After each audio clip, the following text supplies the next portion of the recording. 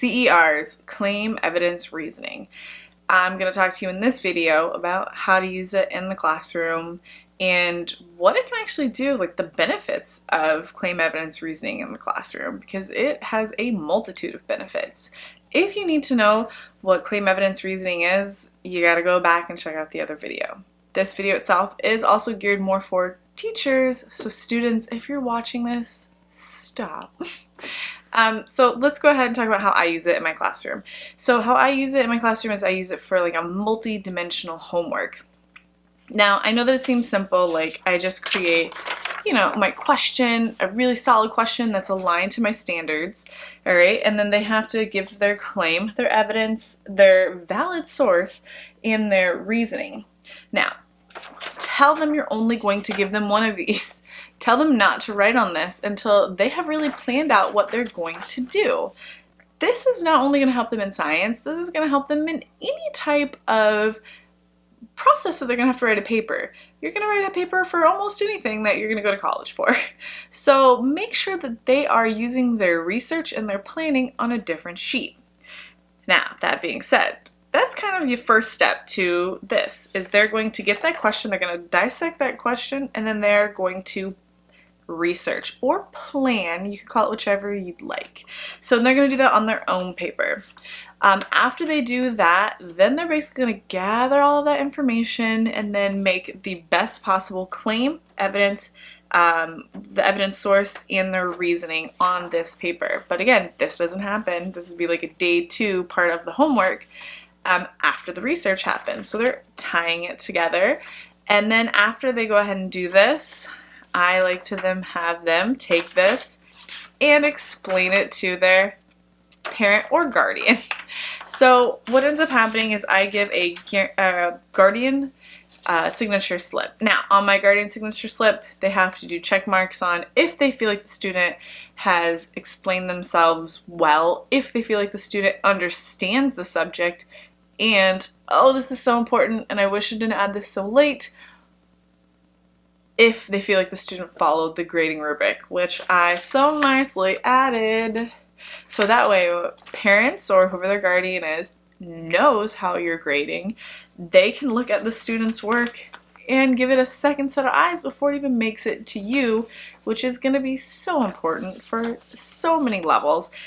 Super kudos to this, because now you have a form of parent communication without it having to be direct contact, because the truth is, most of the people that we're going to watch this video have a huge amount of students. We're not just 20 to 24 students. I have 97 students this year. I just unfortunately don't have time, especially being a teacher, to reach out to that many parents. Okay, but this is a form of showing this is what we're doing, this is what I expect, and them looking over their student and really seeing, does their student understand the information or not? Which is amazing. Trust me, trust me, trust me. It's so multi-level. So what would end up happening is now you have your rubric that you're going to grade on here. You actually leave a spot for parent comments as well, which again is super helpful if a parent's like, hey, so-and-so doesn't understand this. You can write a nice little comment in that says, hey, I made a YouTube video about this, or check out this video, so they can get a better understanding. Or here is an old claim evidence reasoning that we've already done that's done really well, so you understand it. So again, now you have work that not only they've researched, okay, they've tied it together so nicely, and then somebody already checked it and looked it over, all right, somebody that's really important in meetings, etc. And then you already have your rubric on here as well that you can literally, when you get this, just look it over and easily grade. So whenever you get these turned in, the homework itself, I like to have the sheet that you don't give extras for. They have to do it right the first time. Their research, their parent guardian slip, any parent comments, and then I just fill out, or truthfully I just circle which ones I felt like they hit on the rubric, and then I put their total grade and score. So again, if need be, they can take this home and show mom and dad, and if you want to get crazy, you can add another signature slip for the parent or guardian, and then they can turn it in. So you have to remember, now you've assigned a homework that is a simple question, but it's a question like that's so focused on what you're really wanting the students to learn. The problem I've noticed with homework, and the kids know it too, we just try to give a lot. And we just try to give a lot because we know kids are going to rush through it. So give them a process that doesn't seem daunting. It's really well laid out for them. And like I said, they're self-checked. My middle schoolers need their parents to look over their stuff. High schoolers need someone to look over, but that's not just a teacher, because sometimes they don't want to take our word for it, to look over their stuff. So you basically have a minimum of 3 days worth of work here for homework. So on your part, you're not just keeping assigning and assigning and assigning until it's just like straight backed up. So like I said, you're giving focused, directed work, which the kids are going to super appreciate as well. And now you've made parent communication, which is amazing. And you've made like really, really solid research connections, which they're probably not doing. A lot of work is so spoon-fed to them, and they just like vomit up the information that they know they're supposed to say. They have so much freedom here to do this. So that also goes into grading. So let's talk about how I grade these. Be lenient. Use this almost like a STEM frame of mind. Be lenient on the grading. Let them not be afraid to maybe make mistakes. Miss Frizzle, make mistakes, get messy. They need to be able to work this out on their own. If you grade lightly, or if you grade for more towards how much effort they put into it, they'll keep rising to the occasion. And eventually, if they're not doing a great job, they will. They will, I promise you they will, if they feel safe. Sometimes kids are too afraid to write things down because they know it may be wrong. But if they're not afraid, you can find where the misconception is. You can say, listen, so what you said here is incorrect because of XYZ, and then maybe it's going to make that connection. It's all a roadmap. So if you made a left when you're supposed to make a right, and then all of a sudden you make a right, you're gonna get there. So that's why these are awesome. All right, so if they accidentally make a left, don't make them feel like they're having a panic attack for it. Grade lightly. Let redos happen if need be. Let there be multiple ways to get to point B, okay? These are also fantastic for group work. So what I mean by this is a lot of times I like to give these, and when the kids are going to pull into a group, they can see what other kids have researched and found, and then they can kind of refine what they have researched and refine their claims. You can give them a whole nother sheet of paper to fill out as a group. So they pick the best claim, they pick the best sources of evidence, they just tie together the best or multiple reasonings, and they come up with their best possible CERs. Now, why that's important is you're doing modeling. A lot of students need modeling. I need modeling. I'm going to tell you the classes I've done the best in are classes where teachers have done a ton of modeling. I don't learn the best from reading. I learn the best from watching and hearing and witnessing. So you're hitting multiple learning domains, which is so, so important. And also we're going to cover it's important for modifications. So also you can use this. This is going to also now be part of their review for any upcoming tests. And they can hold on to these, especially like for us in Florida, we have the FCAT Science. If you're making claim evidence reasonings that's covering all of those standards, and you have those kids keep them, and if you don't I don't trust kids to keep these. You can keep them all at the end of the year, or you can keep them as you go. And then at the very end, that 8th grade year, you have 6th, 7th, and 8th grade science, and then now they have basically a built-in study guide, which is amazing, and they can keep looking them over to stay sharp on the standards. Because I mean, the truth is even you as a teacher, when you first stepped in, I guarantee you didn't remember like the lunar cycle. Did you probably ace it when you were in 6th grade? Yeah, you did. But was it in your mind which came first, the crescent or the gibbous? Like, right, maybe, I don't know you. But for me, I had to review a lot of this stuff. The kids need to review it, and if it's in a way that they understand it, they put the evidence together, it's going to be easier. I am so sorry if you can hear, but this is like the 80th time I filmed this. I have got little ones, and they are wilding out. So if you can hear them, I'm sorry. So the other way that you're gonna, it's a research tool. So obviously if you're watching this, you're probably a science teacher. Don't forget this could be a collabo tool because this can help anybody write a paper. If you're writing a paper for social studies, if you're writing a paper for language arts, you can use this format and it's amazing. But most importantly, it's a really good research tool. Kids are more comfortable doing their science fair projects after doing this.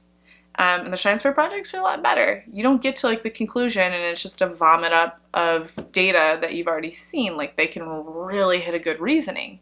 And this really helps with test taking as well. Like I said, they can come up with reasonings on their own, which again helps with self-esteem. Like my kids are pretty confident about their knowledge. I'm pretty confident about their knowledge. So keep that in mind. Also, most importantly, I know that we all struggle with this, reteaches. The truth is we sometimes don't even get through all of our material. So where in the world do we come up with time for reteaches? These are awesome for reteaches because you could give a child the time to do it on their own if you guys are doing something else, or work with maybe another student, and then you review and you look at their work and then you can find where is the disconnect? Where are they not putting the pieces together? So you can take like the standards or the thing that they're really just not understanding and you can make a question centered around it and see where the miscommunication is. So they're just so multifaceted. I just love them so much. Now also, this is the easiest thing for modifications, ESC and ESOL modifications.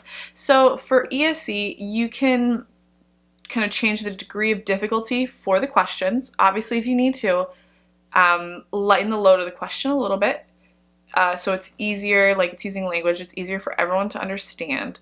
Also allow like the students, like allow their degree of difficulty that they answer these to be at their level.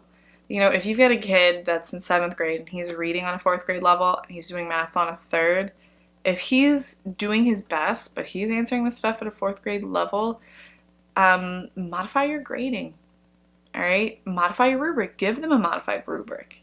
I find that that also helps as well. And then when you make your rubrics, same thing, don't make them too wordy.